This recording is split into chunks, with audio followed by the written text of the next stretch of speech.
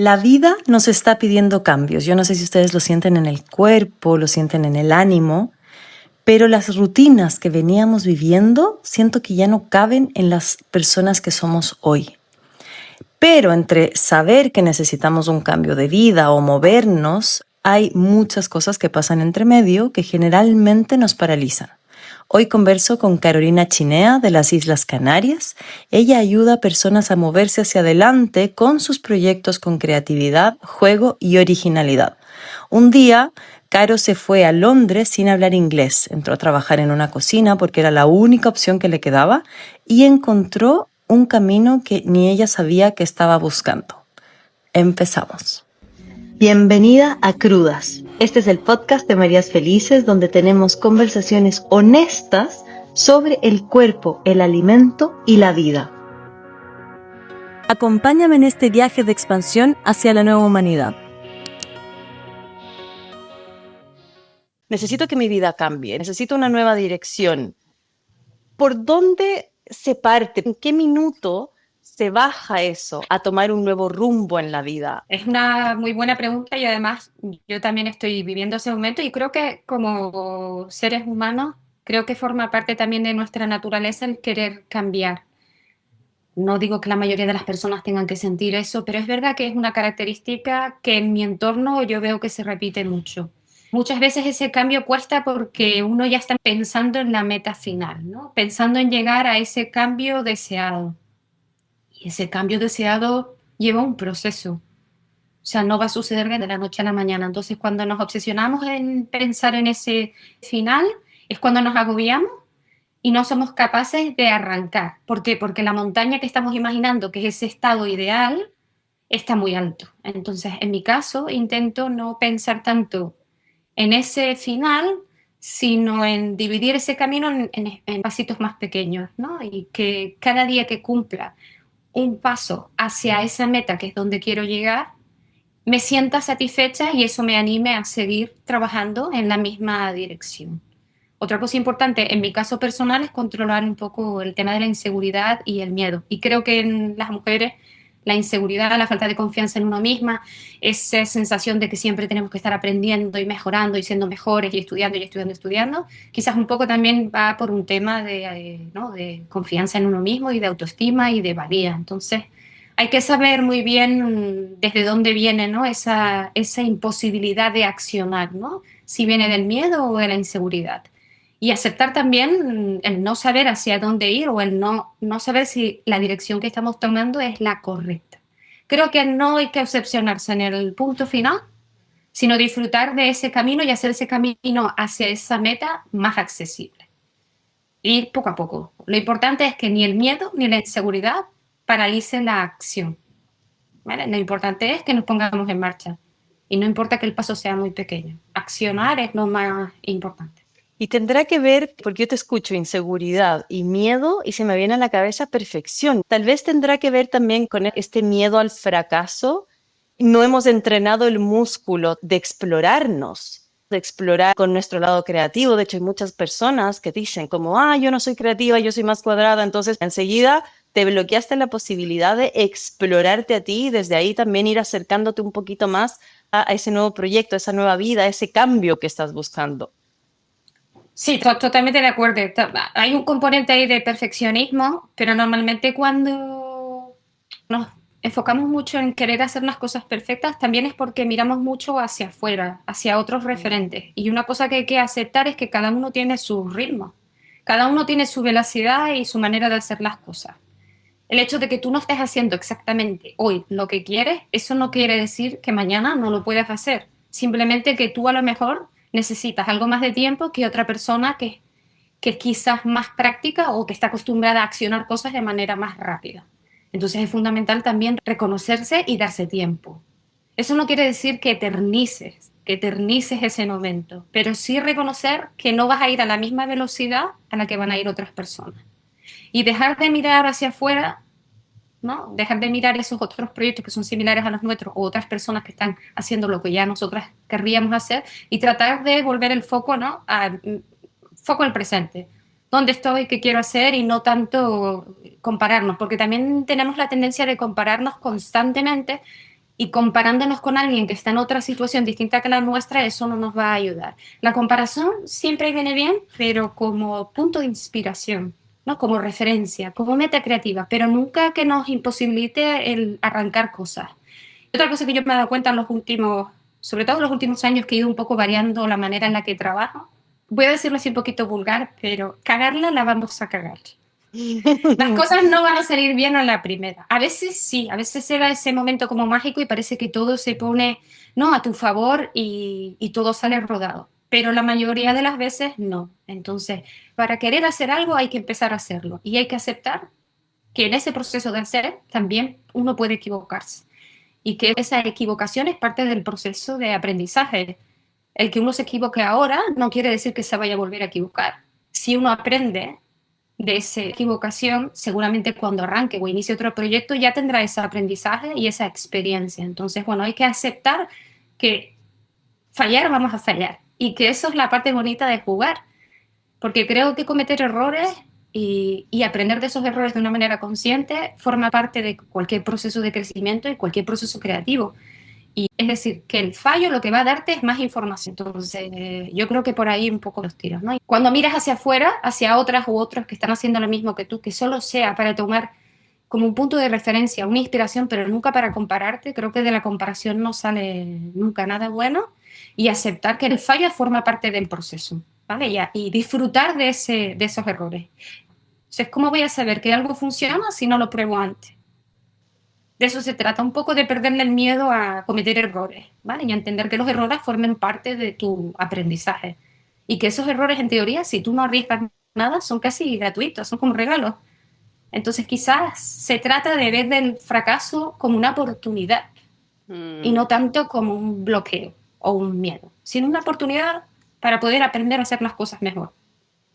Es cambiar esa mentalidad, pero yo también quiero contar algo que me pasó hace varios años cuando empecé con la alimentación consciente y con mi escuela. Empecé a seguir obviamente a todas las escuelas del planeta que podían darme inspiración y todo, y de repente me di cuenta que me estaba generando una ansiedad porque vengo de un perfeccionismo casi autodestructivo, cuando lo he tenido que trabajar con los años.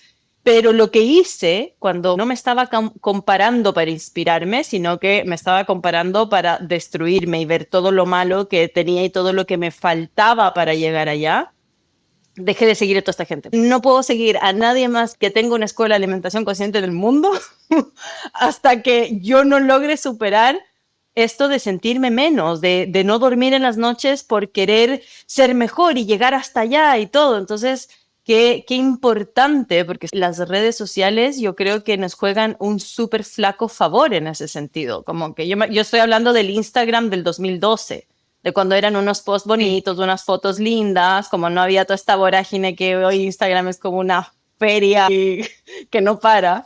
Entonces, qué importante hacer ese cambio mental que dices de, por un lado, no compararte, que es muy difícil. Yo no sé si es innato del ser humano la comparación o lo hemos aprendido, pero como que es tan difícil no compararse, pero sí es algo que se va desarrollando, como en mi caso tuve que dejar de seguir a todas estas cuentas y más bien buscar cuentas de otros temas que me inspiraran y por ahí lo logré. Ahora ya sigo escuelas y me encanta y me inspiro, ya no siento que tengo que llegar allá. Es también un trabajo personal, ¿no? Como de desarrollo personal.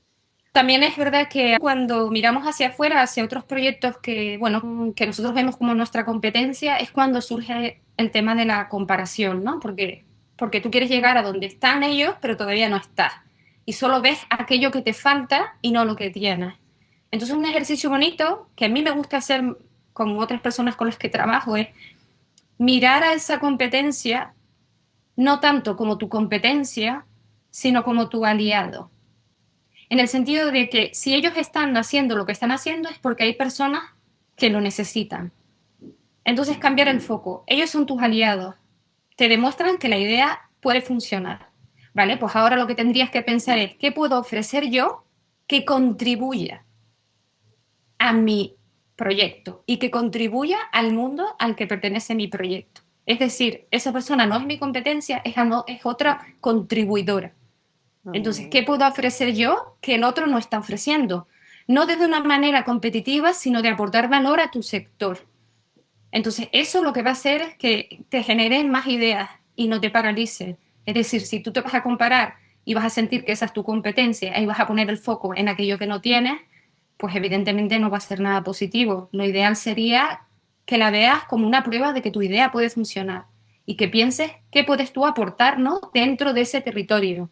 Y creo que ese es un enfoque un poco más positivo y más creativo, Sano. sobre todo sobre todo cuando uno está arrancando una idea y que lo que necesita es sentirse motivado y no lo contrario. Y esto todo lo digo desde la experiencia, ¿vale? Porque yo también soy súper perfeccionista, tengo miedo al fracaso, a veces el miedo me paraliza y todas estas situaciones yo las he vivido con mi propio proyecto. Entonces lo que yo intento es crear estrategias para revertir eso que nos paraliza o nos bloquea.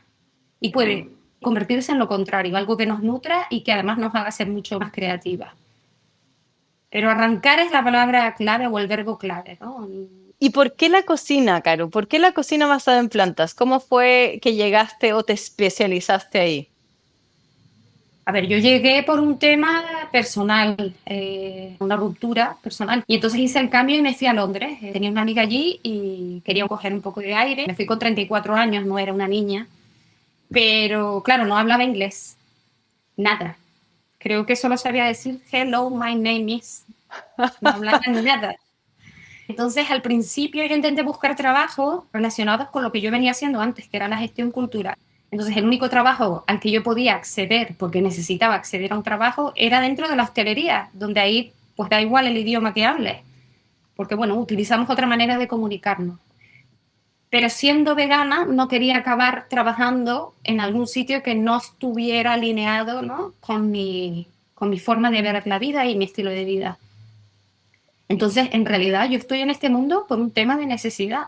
No es un comienzo glorioso. Lo que sí es verdad que hice un curso de cocina cruda un fin de semana y ese curso me cambió la vida. O sea, yo ahí descubrí, wow, en serio, se puede hacer todo esto solo con plantas, porque en ese momento, te estoy hablando de hace más de 12 años, a mí me disparó la cabeza, pero sobre todo desde el punto de vista creativo. Yo digo, ¿cuántas cosas se pueden crear con unas técnicas muy limitadas y con también unos ingredientes muy limitados? Entonces quizás ese fue como el disparador creativo, puede ser mi camino. Lo que empezó siendo una necesidad acabó convirtiéndose en mi pasión o en mi manera de ganarme la vida. Y a raíz de ahí, pues tuve mucha suerte porque participé en yo la llamo la ola del mundo plant-based, ¿no? Cuando empezó hace 10 años, tuve mucha suerte de que fue la ola de estos primeros restaurantes y cafés, y de Londres tuve la oportunidad de ir a Qatar y a participar en la apertura del primer restaurante vegano que está en Doha, que se llama Evergreens, y a partir de ahí tuve mucha suerte y fui empatando un proyecto con otro. Entré en ese momento, ¿no?, de la ola donde todavía no había mucha gente especializada en ese tipo de cocina. La gente que estaba cocinando, la mayoría estaban ahí porque eran apasionados de la vida saludable. Ese mundo donde la mayoría llegaban como yo en transición, había mucha pasión por hacer sin mucho conocimiento. Entonces aproveché ese momento y me dio la oportunidad de aprender de la mejor manera, que es haciendo, cagándola, repitiendo y pensando, hoy no ha sido un buen día, pero mañana será mejor. Y así poco a poco he ido variando y cambiando, y es verdad que luego me he formado también en otras escuelas y he ido un poco puliendo mis habilidades. Así como la vida nos va llevando, ¿no? Como un río, de repente te llevó para allá, para acá. Y Sí, sí. escuchándote, siento que me escucho a mí, te juro. En un momento, cuando tú dijiste, hice un curso de cocina cruda basada en plantas un fin de semana y me cambió la vida, fue exactamente lo que pasó a mí. Un fin de semana en Santiago y me cambió la vida. ¿Cómo con 6 ingredientes y técnicas tan fácil puedo lograr sabores increíbles, colores, arte? O sea, porque además montas el plato y tú ves arte, colores, sabores, y eso además sana tu cuerpo, te quita enfermedades, te da energía, te abre el corazón, te abres a la gratitud. O sea, literalmente se cierra un círculo para mí perfecto, y desde ahí que me empecé a dedicar al raw food principalmente. Después ya me abría la cocina, cocinaba, pero me encanta Sí, escucharte porque me reflejé, me conecté con esa sensación, o sea, viajé 14 años atrás y fue como, sí, eso fue y eso es lo que hay que sí. rescatar, por eso necesito traer de nuevo eso para las personas que tomen la formación, porque se ha intelectualizado tanto el alimento. Esto es arte, esto es emoción, esto es sensación, esto es experimentación, es creatividad, es juego. Y desde ahí le bajamos esta presión de tengo que ser perfecta en la Sí. nutrición, en la combinación de ingredientes en el plato. ¿Qué importa? Juguemos. Cuando nos decían cuando niños no juegues con la comida, yo es como juega todo lo que puedas con la comida, porque ahí también está la medicina. Muy de acuerdo. Además, también puedo decirte que en ese momento coincidimos muchas y muchas en ese cambio de profesión, de pasar de una cosa totalmente distinta al dedicarnos a la cocina y que antes, como no había tanta formación disponible, era más un tema vocacional y de aprender haciendo y no había tanta obsesión, ¿no?, por el crear el plato más nutritivo o crear la imagen más valiosa, la que más like tiene. A nosotros nos movía otra cosa, que era la curiosidad, el poder crear cosas con nuestras propias manos, usando técnicas que nunca habíamos usado y además promoviendo un tipo de cocina que es sumamente bella. O sea, creo que toca muchas partes de la sensibilidad humana la cocina cruda, más allá de los beneficios y el tema de la salud, que también, pero creo que toca esa parte sensible del ser humano y además te pone en el modo de hacer de una manera totalmente nueva, que a lo mejor con la cocina con calor no la podemos conseguir porque es algo que hacemos más a menudo, ¿no? Creo que sería un poco comparar, ¿no? Yendo hacia los extremos, lo que uno consigue a nivel emocional y creativo con la cocina cruda, lo consigue también con el fuego intenso, ¿no? Cuando yo veo amigas o amigos que son especialistas en la parrilla y veo lo que son capaces de hacer con el propio fuego, con las llamas, creo que se genera una conexión y una sensibilidad. Entonces, el beneficio de la cocina cruda va más allá de lo saludable. Creo que eso conecta con una parte de ti que a lo mejor habías conectado quizás cuando más niña y no tanto como un adulto, ¿no? Concuerdo y agradezco, me siento de una fortuna impresionante haber caído en esa ola que dices tú de quienes en distintas partes del planeta conocimos desde ese lugar la cocina viva, la cocina cruda, porque sí, para mí fue totalmente transformadora. Bueno, de ahí tuve mi despertar espiritual. O sea, para mí yo se lo debo todo a ese fin de semana de Raw Food, me cambió la vida por completo. Además puedo decirte que yo he asistido a varias formaciones de cocina como alumna, también me he formado y yo soy una eterna estudiante. Y lo que surge cuando se estudian o cuando participas en un curso de cocina cruda no surge en otro tipo de cocina. Y yo he estado en distintos centros, he tenido la suerte de coincidir con personas hermosas y maravillosas. Me lo he pasado pipa, he disfrutado, pero lo que yo veo cuando se juntan personas muy distintas y todas participan de una formación de cocina cruda, no se da en otros cursos.